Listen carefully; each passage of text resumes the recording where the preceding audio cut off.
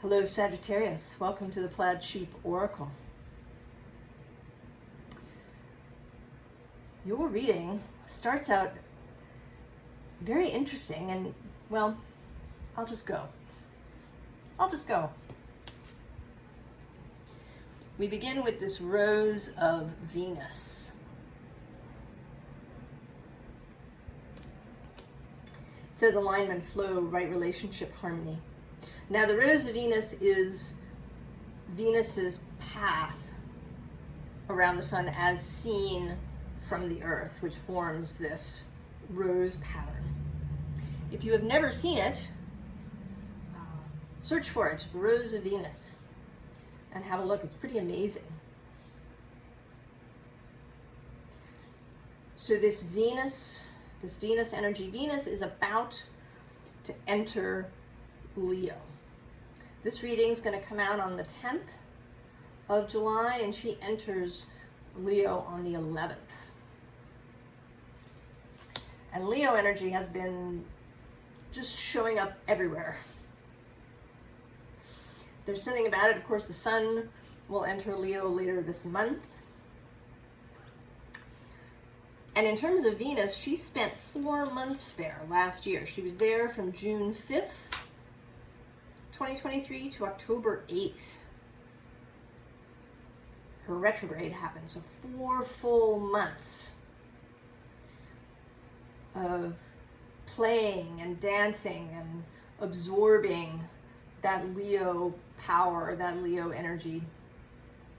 And then she took herself around the zodiac, and she is about to re-enter, having sent that message to everybody.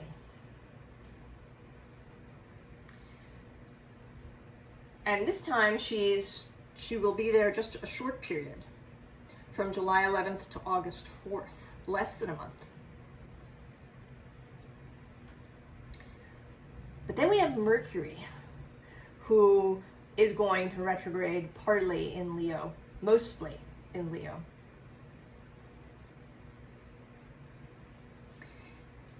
He entered Leo on July 2nd. On the 25th, he's going to move to Virgo. And then he's going to turn retrograde on August 4th, I think, or 5th. 4th, 5th? Anyway. And then on the 14th of August, he moves back into Leo. Does that retrograde, turns around, and then re-emerges into Virgo on September 2nd. So he will have spent 42 days in Leo.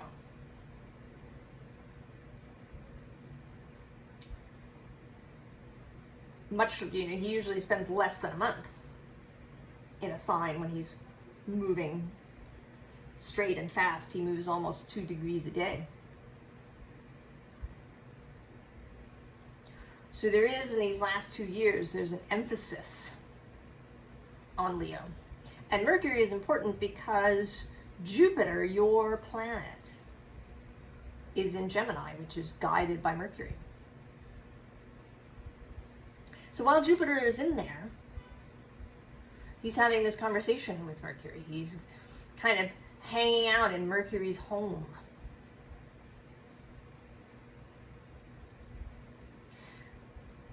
And so while Mercury is in Leo, he's also getting that Leo energy. So there's something about that. There's something about that, and there's something about Venus.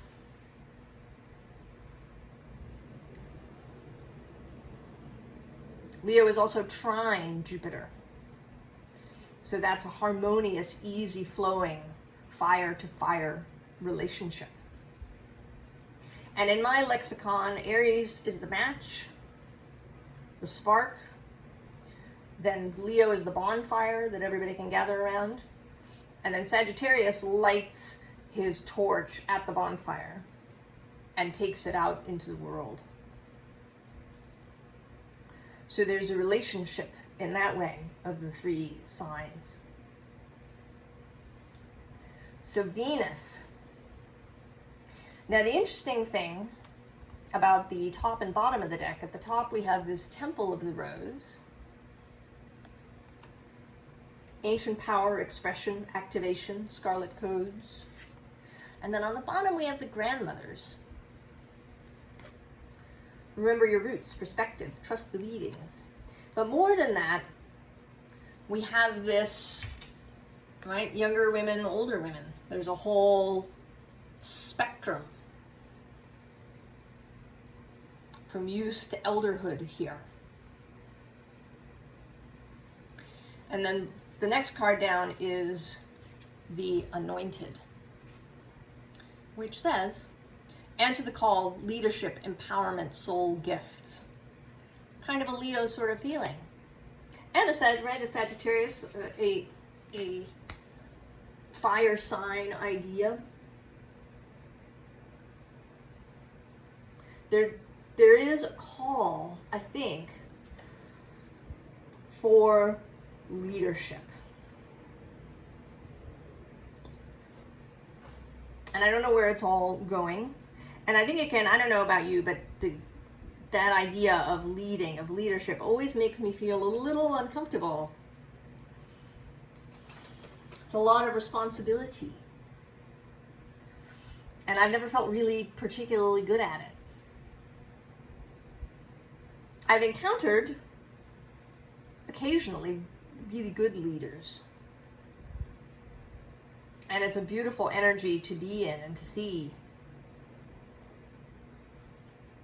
But taking up that mantle for yourself may feel uncomfortable, possibly. We begin here with you, your card, your Major Arcana, Temperance.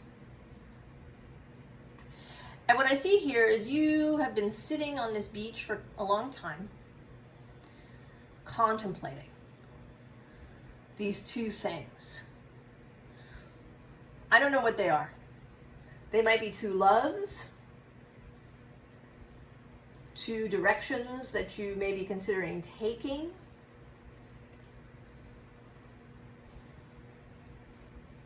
Two perspectives, I don't know.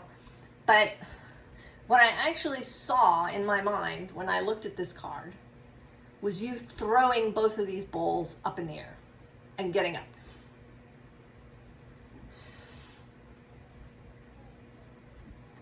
It's almost as if you've seen that this choice, or what you thought was a choice, that you don't have to make it, or maybe it's not the real choice.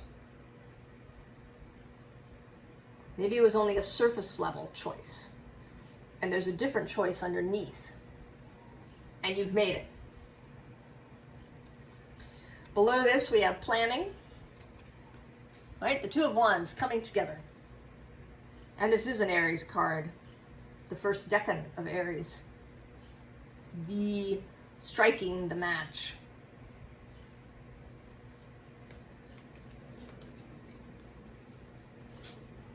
And then the bottom of the deck is the Chariot. Ready to go. It's ready. Just, all you have to do is just jump in there. Grab these horses and go. Or maybe even, it's an interesting idea, right? Sagittarius is the centaur, that you join these horses. That you run with them.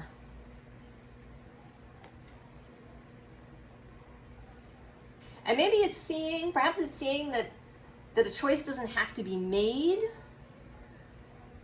that two things can be integrated.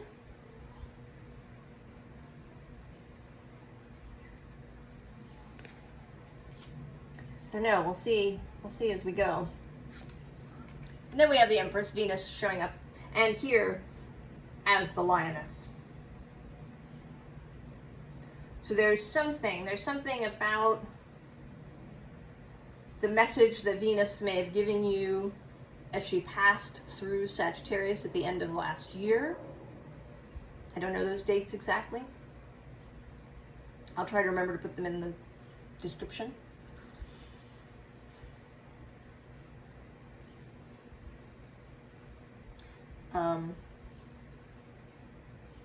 She'll get there again in October 17th. Venus re-enters Sagittarius. But also about leadership, about taking something on.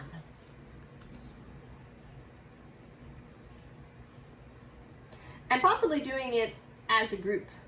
You know, lionesses, sometimes they hunt alone, but often they hunt in groups. Especially if the prey is bigger.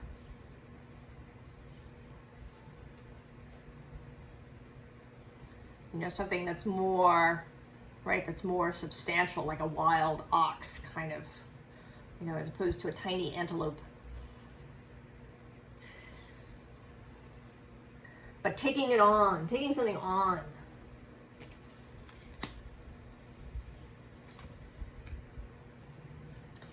And then with this culmination, immediately what came up was the Venus culmination, that when she steps back into Leo, she will have completed something. She will have completed disseminating what she learned in Leo last year. I kind of picture this cometary trail that runs from Leo all the way around the zodiac now through Cancer. A cometary trail of Leo and Venus in particular in Leo. Her take on it.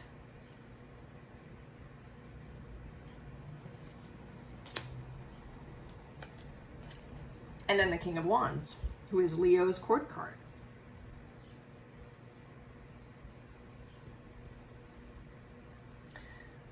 So how all the signs are taking up challenges in their own way that come out of this leadership space.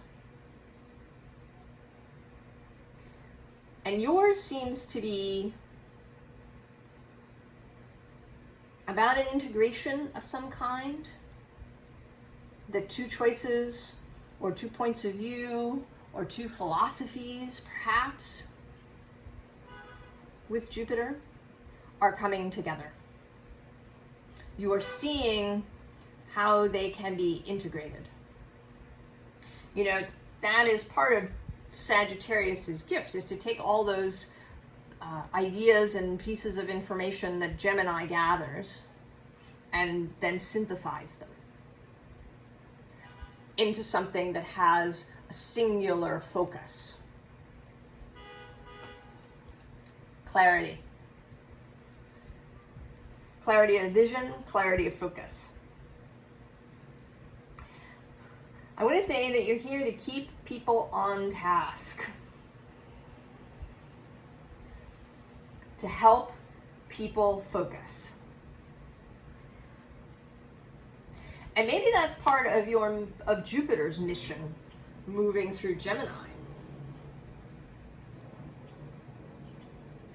He is from a traditional astrology perspective, he is in his detriment, because Sagittarius, the opposing sign to Gemini, is his domicile.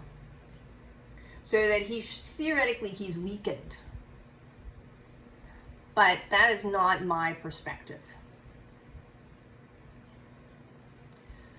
My perspective is that when the planets are in their in the sign that opposes in some way, or in the fall from an exalted sign, the challenge is not to the planet, but to us. To be able to see the energy, use the energy, be present in the energy differently. Coming to a different perspective on Gemini. Jupiter is the sign of philosophies, of ideas, of religious movements, of beliefs, of how we know things, how we search for things. So his entry into Gemini, I think, can help us to integrate all those disparate bits that Gemini can gather together.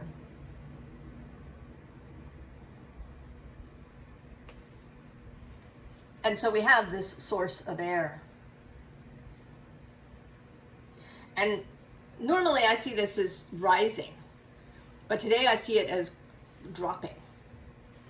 As all of these different pieces can come together into a single focus. And it may be, bringing people together who have different ideas, different philosophies to work towards a common goal. Because that's often a problem. You get a bunch of people together, they all believe they have a common goal, but then everybody has their own little bits that they want to champion. And they don't see it as compatible with other people's bits. And you now may really be able to see how to do that. Below that is this Nine of Cups with the hippo that's going to swallow the single object. Teaching focus. Teaching people to really be able to work together.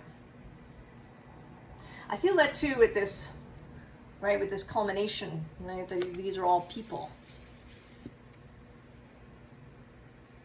coming together. The card at the bottom is the star, the focus. What it is that everybody wants. And it's a big thing. Relatively. You may not be doing this for humanity. You might be doing it for your workplace or for your family or some aspect of your community.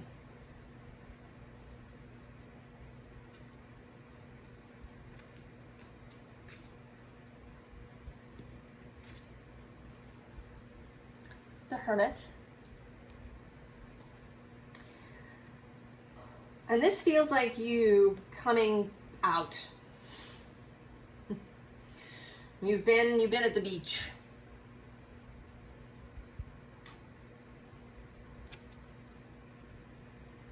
You've been taking time out to consider things.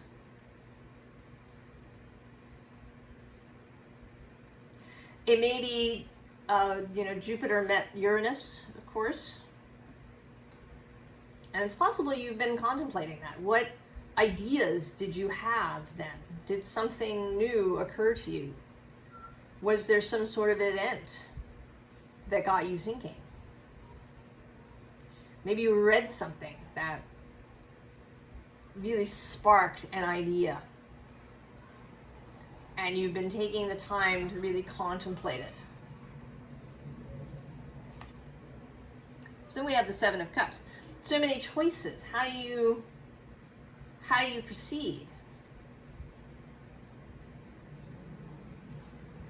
And so we come back to the Two of Cups. Here, yes, love, of course. But these, right, the Two Cups.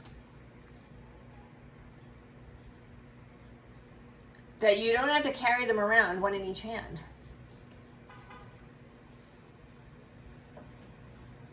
That it isn't necessary to make a choice. They can be integrated into this Ace of Pentacles.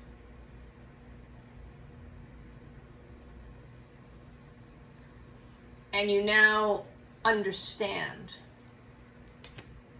You understand how this can be done. You've seen this time you've spent thinking about it has been well worth it. So you can see it. And now there is how to move that out to other people. so that it isn't just you that knows. How do you, right, if you had that, right, Aries spark of the idea, and then you spent time around the Leo fire contemplating, and now you can light the torch and go. And here we have you at meeting the Hierophant, right? There you are, meeting this cosmic being,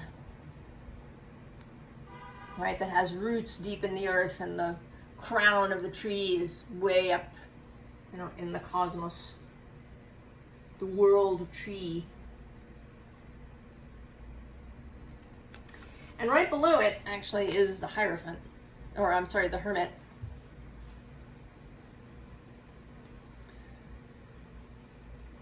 It seems like the place you may be stuck, perhaps, because then we also have this 10 of air with your wings nailed to the tree. And actually also below that, the 4 of earth. It's this aspect of taking it to other people that is daunting. You've been seeking guidance, perhaps, from the Hierophant, from your guides, your fellowship, from the trees even, perhaps.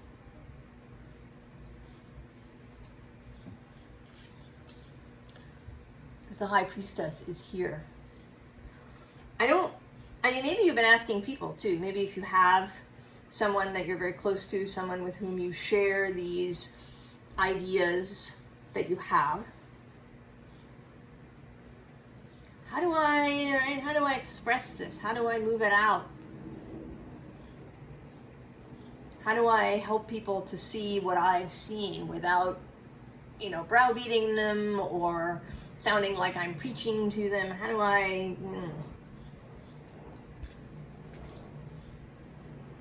Well, you've asked, Sagittarius, and the answer is coming.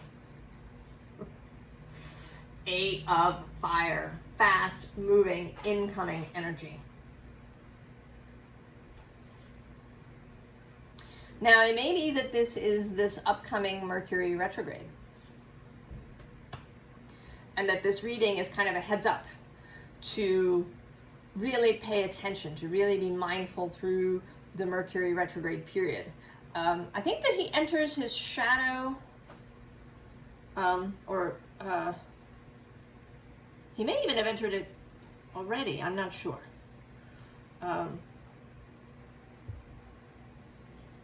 Maybe it's on the, no, I don't think he's there yet. I feel like maybe it's like the 16th that he enters his shadow of this month. But this whole period, right? It may be that this is where this is going to come in, possibly when he begins moving forward again at the end of August. I think it's August 25th that he turns direct and starts moving direct in Leo. Because then he moves also into Virgo, the sign of really making things happen.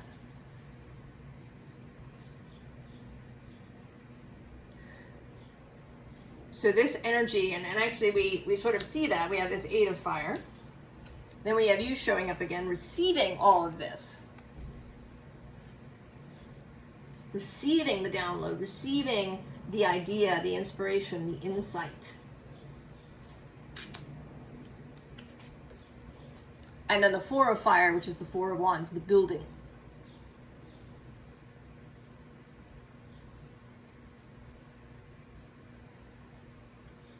The building of what is going to come. You know, this is the last decan in Aries. And then it's followed by the 5 of wands, which is traditionally Saturn in Leo.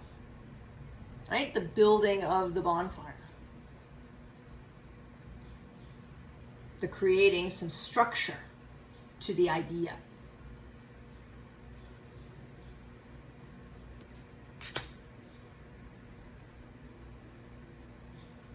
So there's a couple of things coming through. So this Mercury retrograde period, then Mercury moving into Virgo.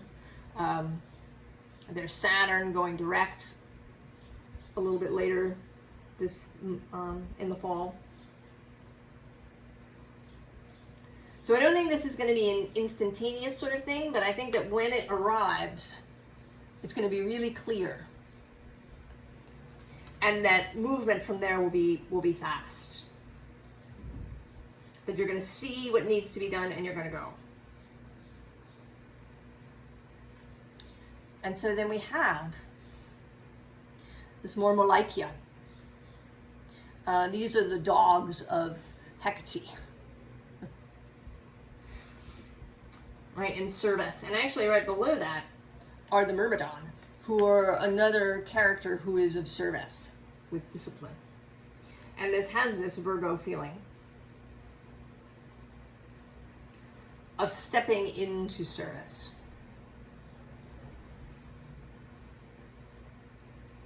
And it is both service to the whole as well as a kind of enlightened self-interest. Having the world be a better place to exist in. The bottom of this deck is the Puka with mischief. And this may be a little bit things that are that come up to niggle at you, ways that you might try to talk yourself out of things. This goat always looks a little ridiculous to me. I mean, this is one of the cards in the dangerous section of the deep, dark, dangerous oracle. You know that it is a kind of a, right, it is a trickster energy. It's a, you know, that can pull you off your path. It may be ways that you allow yourself to get distracted, ways that you talk yourself out of things, turn yourself off. So just, you know, to have awareness, because it is Mercury retrograde, stuff can come up. There may be last things that need to be put to rest before proceeding.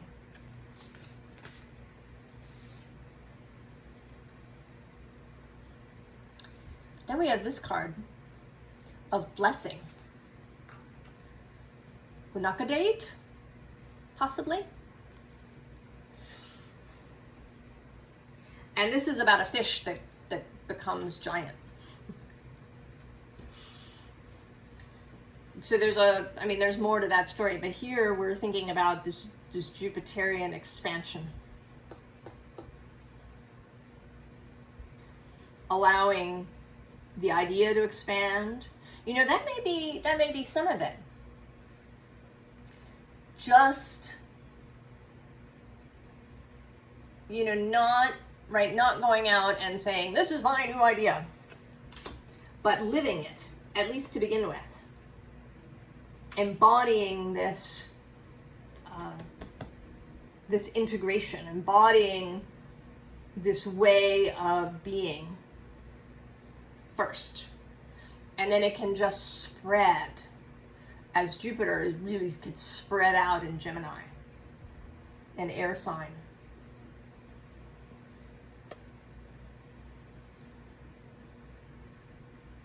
And we have all the way until next summer before Jupiter moves into Cancer.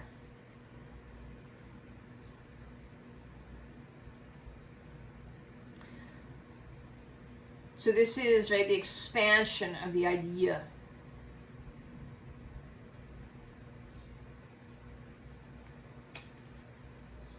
Then we have Nyx. And this is darkness, but Nyx is a goddess of fertility. She is generative. The generative darkness that yields the new thing. So it may be that this is a little bit of a departure for you, Sagittarius. If you are used to kind of galloping out full speed in the Knight of Wands fashion, bearing your torch aloft, it may be that this is a different way of being, this Jupiter in Gemini. of a beingness that expands outward through the air, a kind of osmosis of an idea of a new philosophy. And then you're just getting comfortable with that. And then we have the Sibyl with foresight.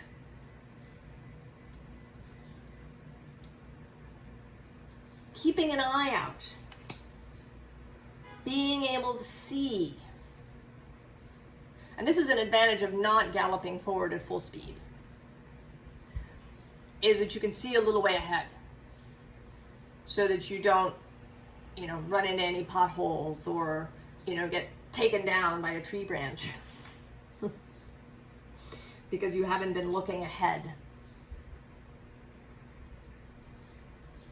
So a little bit of foresight, a little bit of planning. Mindfulness of where you are, using emotional intelligence. That's certainly a Venus thing. And Venus in Leo. Yeah, the emotional intelligence of the leader.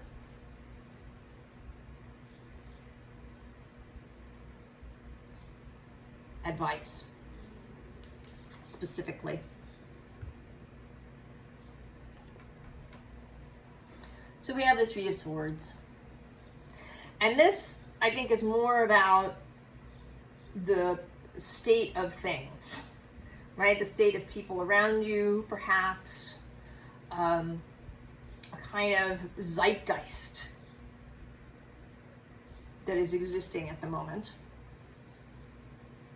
While surrounding this, both right underneath, we have justice, harmony, beauty,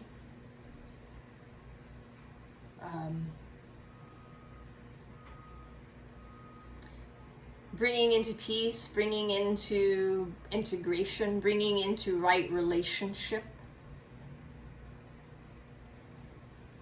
And below that, actually, the sun. Clarity, seeing clearly. And then at the bottom of the deck, the Empress is back. And here, pouring out all the flowers. Really that Venus energy. And Venus will have moved on into Virgo before Mercury is done with his retrograde. In fact, just as he's beginning his retrograde, she will have moved on into Virgo.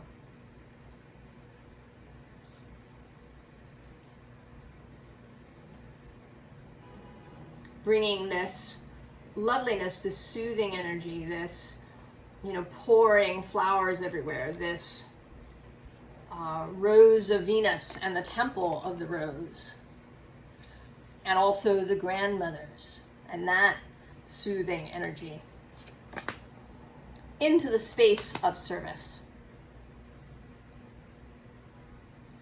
How to be of loving, expansive, even erotic service. Right? Erotic in that sensual, body-centered way.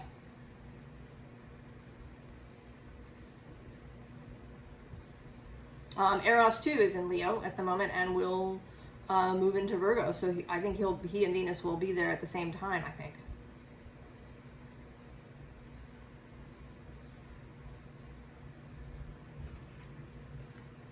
So death, of course.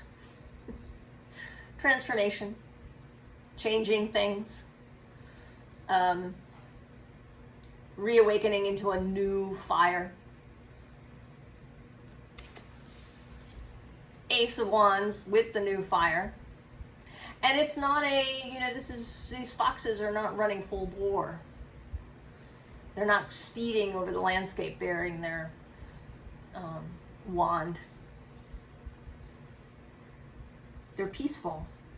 They're actually kind of standing there, letting their wand shine out initially. And those who are already attracted will show up.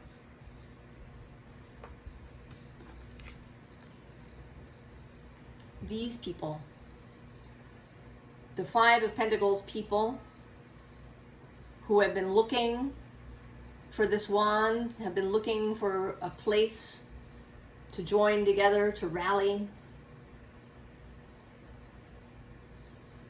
Right? They're just about ready to look up and see that butterfly. And once they've seen the butterfly, then they'll see the wand, the torch.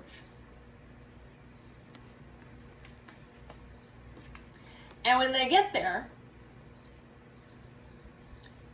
this torch is going to be so gentle, so clear, so at peace with itself, so relaxed, so welcoming.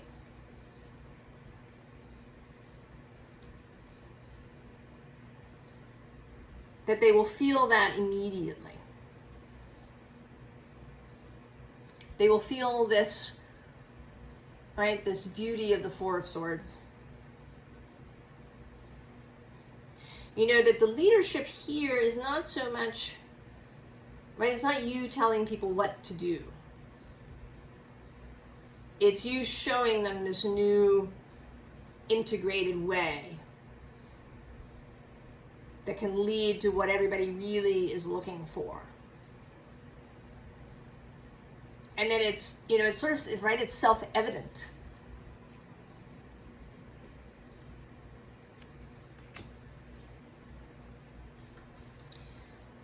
Now, you will have seen that there are 3 aces. Swords, Pentacles, and Wands all came out, and the new beginning, the new idea, the inspiration. And the one ace that didn't come out was the Ace of Cups, which was interesting because that is a Venus kind of thing. And she is, right, she's been in Cancer. She's about to move into Leo. So the one tarot deck that didn't have an ace come up was this Förhäxa tarot. So I went looking for the Ace of Cups. Where was it? Between Judgment and the Sun. So Judgment, which is associated with fire traditionally, and therefore has a Sagittarian quality, also with these arrows.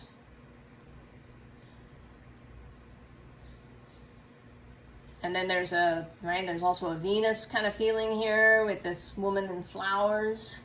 All of these things coming together and, right, creating a release. And when that release happens, we get the Ace of Water, the Ace of Cups. We get this gentle rain that was needed. This quenching of thirst, quenching of a parched, arid, dried out space.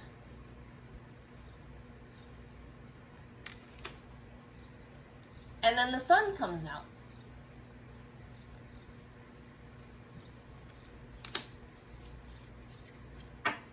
So Sagittarius,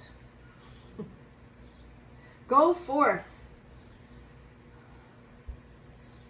Go forth with your new inspiration. Don't overthink it. Not generally an issue for you, I think.